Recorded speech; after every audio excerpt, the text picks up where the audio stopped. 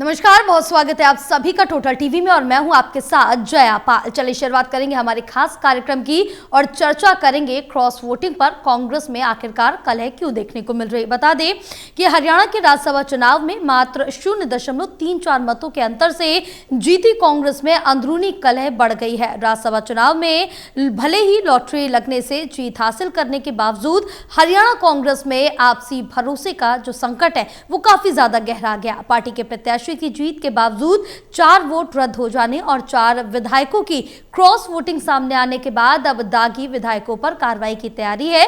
Party के प्रदेश प्रभारी BK Hariprasad ने क्रॉस वोटिंग करने वाले 4 विधायकों के नामों का खुलासा भी अब कर दिया। मामला पार्टी की अनुशासन समिति को सौंपा जा रहा है और इधर राज्यसभा चुनाव को लेकर विधानसभा सत्र के आखिरी दिन भी सदन में जमकर हंगामा हुआ। इसके साथ ही कांग्रेस हाईकमान एक एक करके इन विधायकों से जवाब तलबी करने के बाद पार्टी से बाहर का रास्ता भी दिखा सकता है। लोकसभा में विपक्ष के नेता राहुल गांधी को कड़े फैसले लेने के लिए भी जाना जाता है, लेकिन ये देखना होगा कि अब विधायकों के साथ उनके खिलाफ क्या कुछ कार्रवाई होती है।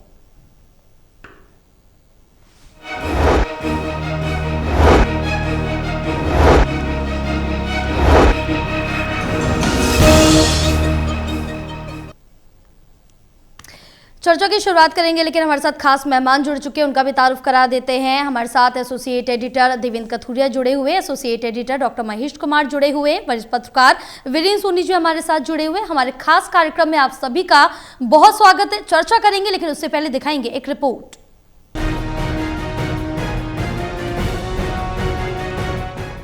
प्रदेश में राज्यसभा की 2 सीटों पर हुए चुनाव में कांग्रेस का प्रत्याशी तमाम मुश्किलों और विपरीत हालात के अपनी सीट लॉटरी लगने जैसे अंदाज में जीत तो गया, पर अब पार्टी में फिर एक संकट खड़ा हो गया है कि 4 वोट रद्द कैसे हो गए और क्रॉस वोटिंग करने वाले 5 विधायकों को पार्टी अब क्या सजा दे। हालांकि आज सुबह ही पार्टी के प्रदेश प्रभारी बीके हरिप्रसाद ने क्रॉस वोटिंग करने वाले 5 विधायकों में से 4 के नामों का खुलासा कर दिया।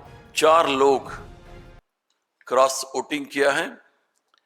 इसमें नारायणगढ़ के विधायक श्रीमती शैली चौधरी, सदुरा क्षेत्र के विधायक श्रीमती रेणु बालाजी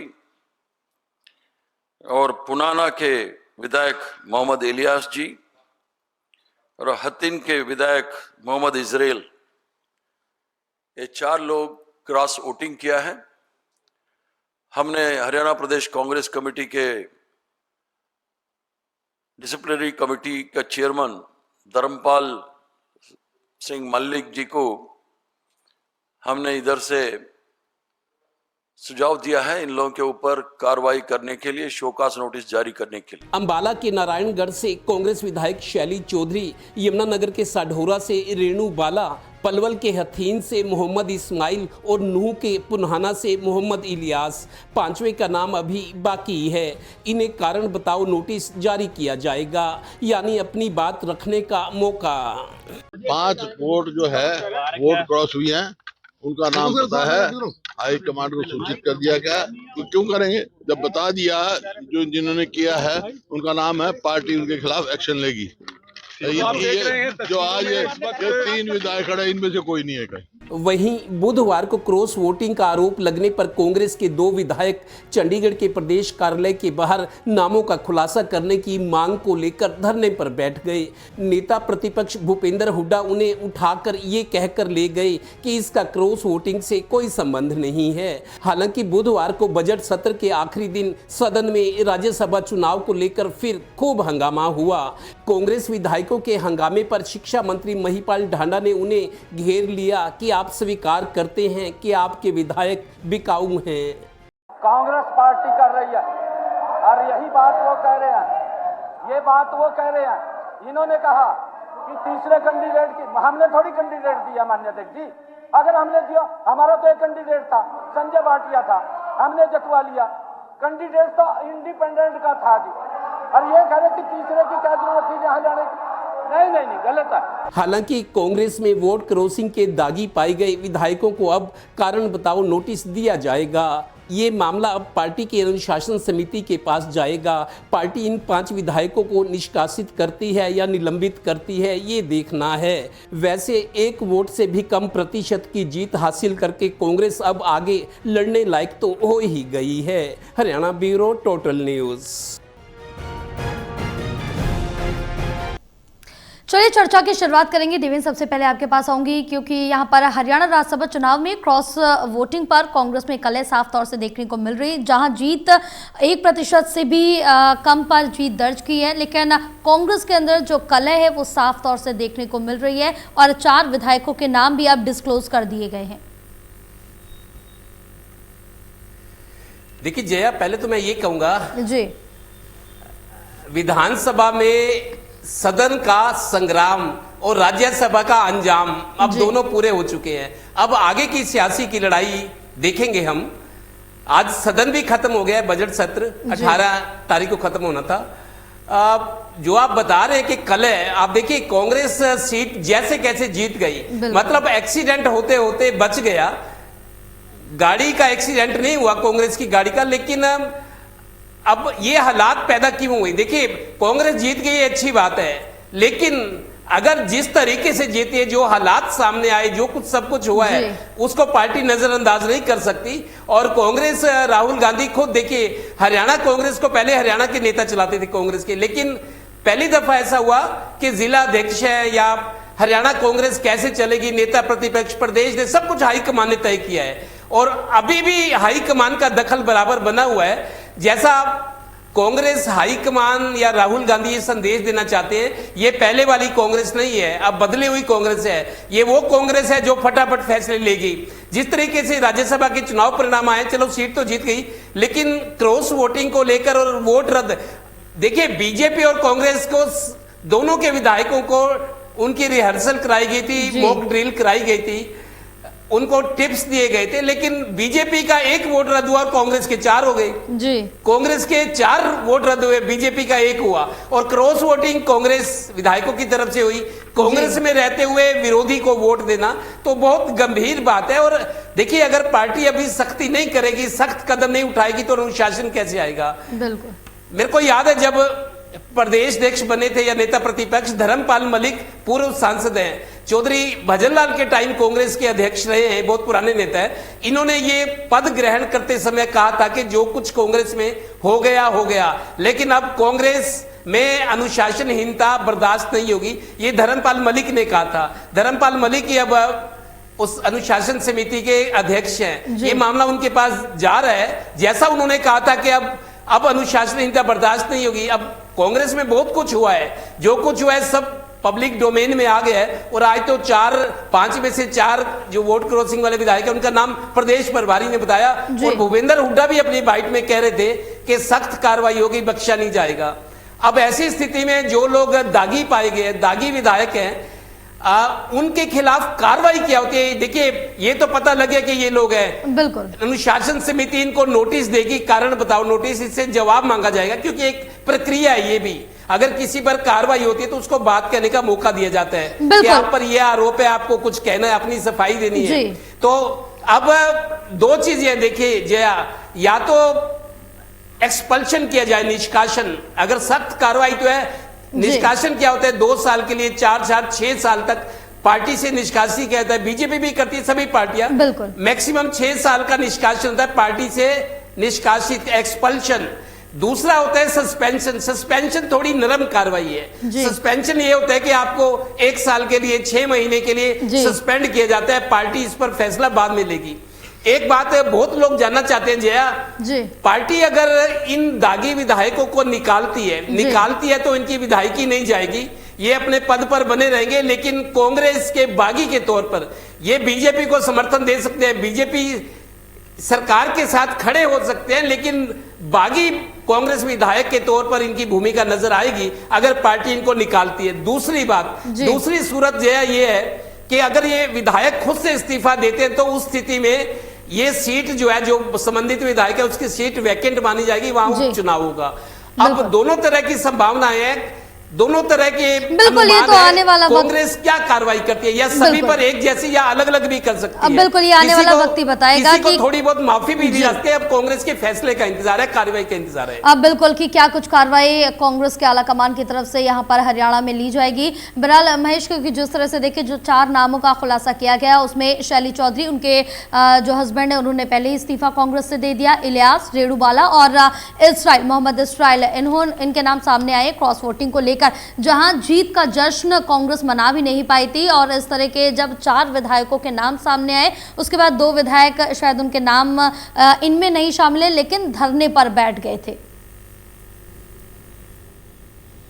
देखिए, धरने पर बैठने वाले में एक जो सिरसा से विधायक हैं कांग्रेस पार्टी के, गोकुल सेतिया, उनका जी। खुद का वोट तो रद्द हुआ है, लेकिन वो काफ़ी सारे आरोप जो है अपनी पार्टी के काफ़ी सारे विधायकों पर लगा रहे हैं। अब अपना वोट, वो इतने इंटेलिजेंट जो है विधायक बनते हैं और इंटेलिजेंट लगते भी हैं, लेकिन इस तरह की क्या गलती उन्होंने की कि अपना ही वोट वो रद्द करवा बैठे। और मुख्यमंत्री के बेहद करीबी उन्हें माना जाता है, क्योंकि काफ़ी सारे अवसर ऐसे आए हैं जब मुख्यमंत्री के बेहद नज़दीक वो नजर आए। और अपने सोशल मीडिया पोस्ट में भी जो है गोकुल सेतिया लगातार ये बात कहते रहे थे कि एज ए पर्सन मैं नायब सिंह सैनी की बहुत इज्जत करता हूँ। तो यहाँ पर लगता यही है कि कांग्रेस पार्टी के काफ़ी सारे विधायक नायब सिंह सैनी की बहुत इज्जत करते हैं, और ये इज्जत बहुत भारी पड़ी है कांग्रेस पार्टी को क्रॉस वोटिंग के तौर पर, इसके अलावा वोट रद्द करवाने को लेकर। देखिए, क्रॉस वोटिंग भी और वोट रद्द करवाने जैसा भी मुझे लगता है कि ये दोनों गुना जो है बेहद संगीन की श्रेणी में आते हैं। वोट रद्द कौन विधायक करवा रहे हैं कि आपको इतनी सारी ट्रेनिंग दी गई, आपको इतने सारे जो है यहाँ पर अनुभवी विधायक मिल रहे थे, तो तमाम चीजें आपको पहले से ट्रेन किया गया था। 3 नामों में आप एक नाम सेलेक्ट नहीं कर पाए, उस पर मोहर नहीं लगा पाए, तो इसे साजिश क्यों नहीं मान लिया जाए? मुझे लगता है कि साफ तौर से जिसने वोट रद्द करवाया वो भी एक सबसे बड़ी साजिश के तौर पर देखा जाए। फिलहाल मुझे लगता है कि सेल्फ डिस्ट्रक्शन मोड में इस वक्त कांग्रेस खड़ी है। अगर अपने विधायकों को जो है पार्टी से निष्कासित कर देती है, तो भी ये तमाम विधायक फिर भारतीय जनता पार्टी के पाले में खड़े होंगे, उनकी विधायकी तो नहीं जाएगी। जहां तक लगता है कि अभी नारायणगढ़ से जो कांग्रेस पार्टी की विधायक है शैली चौधरी, वो मुझे लगता है कि इस मोड में है कि अपने पद से इस्तीफा देकर विधायकी छोड़कर वो एक बार फिर से बाई इलेक्शन के मोड में जा सकती हैं। और मुख्यमंत्री नायब सिंह सैनी से जो करीबियां हैं, उनका अपना इलाका है नारायणगढ़, और मुझे लगता है कि अब मुख्यमंत्री तो दूसरे विधानसभा क्षेत्र में शिफ्ट हो चुके हैं, तो ऐसे में यहाँ नारायणगढ़ के भारतीय जनता पार्टी के उम्मीदवार के तौर पर शैली चौधरी को उतारा जा सकता है। फिर पवन सैनी को कहाँ एडजस्ट करेंगे नायब सिंह सैनी, ये भी एक सवाल रहेगा। लेकिन परिसीमन के बाद सीटों के बढ़ने की संभावनाएं जाहिर यहाँ पर की जा रही है कि लोकसभा की सीटें भी बढ़ेंगी और उसके साथ ही विधानसभा की सीटें भी बढ़ेंगी, तो इन्हें पवन सैनी को कहीं एडजस्ट किया जा सकता है। पवन सैनी वो शख्स हैं जिन्होंने अपना विधानसभा क्षेत्र छोड़ा था नायब सिंह सैनी के लिए, और नायब सिंह सैनी के विधानसभा क्षेत्र नारायणगढ़ से पवन सैनी ने चुनाव लड़ने का काम किया था, जिसे हार गए थे पवन सैनी और जीत मिली थी शैली चौधरी को, यानी कांग्रेस पार्टी के विधायक को। फिलहाल लगता यह है कि शैली इस्तीफा देकर दोबारा से चुनाव में जा सकते हैं, लेकिन अगर इस ऑप्शन को भी शैली चौधरी चुन लेती है तो ये भी कांग्रेस पार्टी के लिए बेहद दुश्वार रास्ता हो सकता है। बाई इलेक्शन झेलना अभी कांग्रेस पार्टी के बस की बात नहीं, और हमने देखा कि जब जब बाई इलेक्शन की बात आती है सरकार काफी भारी पड़ जाती है हर तरीके से, और खासकर गैर जाट क्षेत्रों में अगर बाई इलेक्शन आ जाए तो फिर भारतीय जनता पार्टी काफी ज्यादा वजनदार साबित होती है। और फिर शेडो जो कवरिंग शेडो मिलती है, यानी कवर फायर जो भारतीय जनता पार्टी को मिलता है, वो भी बेहद दिलचस्प देखने लायक रहता है। मैं कहूंगा तो गुनाह हो जाएगा, लेकिन समझने वाले आसानी से समझ सकते हैं कि चाहे बाई इलेक्शन हो चाहे जनरल इलेक्शन हो, लोकसभा या विधानसभा, भारतीय जनता पार्टी को काफी सारे कवर फायर दिए जाते हैं, काफी सारे सुरक्षित उनके लिए आवरण तैयार किए जाते हैं, और इसका फायदा भारतीय जनता पार्टी को मिलता ही है। लेकिन फिलहाल आप कवर फायर को तो छोड़िए, यहाँ पर भारतीय जनता पार्टी की सबसे बड़ी अगर सहयोगी कोई नजर आती है तो कांग्रेस पार्टी के अपने नेता, अपने विधायक नजर आते हैं। अगर आप 37 विधायकों में से 9 वोट बर्बाद कर देते हैं, या तो क्रॉस वोट करवा देते हैं या उन्हें रद्द करवा देते हैं, तो फिर लगता यही है कि ये विधायक कांग्रेस पार्टी के हैं या भारतीय जनता पार्टी के जो बीजेपी के लिए काम कर रहे हैं। अब लालच क्या था, वजह क्या थी, कौन कौन से फैक्टर्स काम कर रहे थे, ये तो इसकी पुख्ता जानकारी तो ये विधायक दे सकते हैं। लेकिन जिस तरीके से बी के हरिप्रसाद कह रहे हैं कि 20-20 करोड़ के ऑफर दिए जा रहे थे, उनके पास रिकॉर्डिंग्स भी हैं, तो आसानी से समझा जा सकता है कि अब ये राज्यसभा का जो इलेक्शन है ये 200 करोड़ के पार हो चुका है। बिल्कुल, लेकिन अब इंतजार कांग्रेस की तरफ से कि वो क्या कुछ उस पर कार्रवाई करती है। बहरहाल यहाँ पर जिस तरह से देखे विनीत जी आपके पास आऊंगी, क्योंकि कई विधायक काफी ज्यादा मुखर हो चुके हैं और मुखर होकर पार्टी से जो गद्दारी करने वाले विधायक हैं उनके खिलाफ कार्रवाई की मांग कर रहे हैं और उन पर दबाव बनाया जा रहा है। और ये कहा जाता है और साफ तौर से देखा भी जाता है कि राहुल गांधी अपने पार्टी के खिलाफ काफी ज्यादा कड़े फैसले भी लेते हैं। देखिए, कांग्रेस को कड़े फैसले तो लेने हैं जी, लेकिन पार्टी को बचाना भी है। बिल्कुल सबसे बड़ा संकट इस समय पार्टी को बचाने का है। जी, कारण ये है कि जो लोग हैं, जी। दो लोगों ने बिल्कुल पार्टी के साथ गद्दारी की है। ब्लैक शीप है, मालूम है, भूपेंद्र सिंह हुड्डा को और पीके हरिप्रसाद को मालूम है। तो लेकिन देखिए, भूपेंद्र सिंह हुड्डा ने अपने मुंह से नाम नहीं लिए।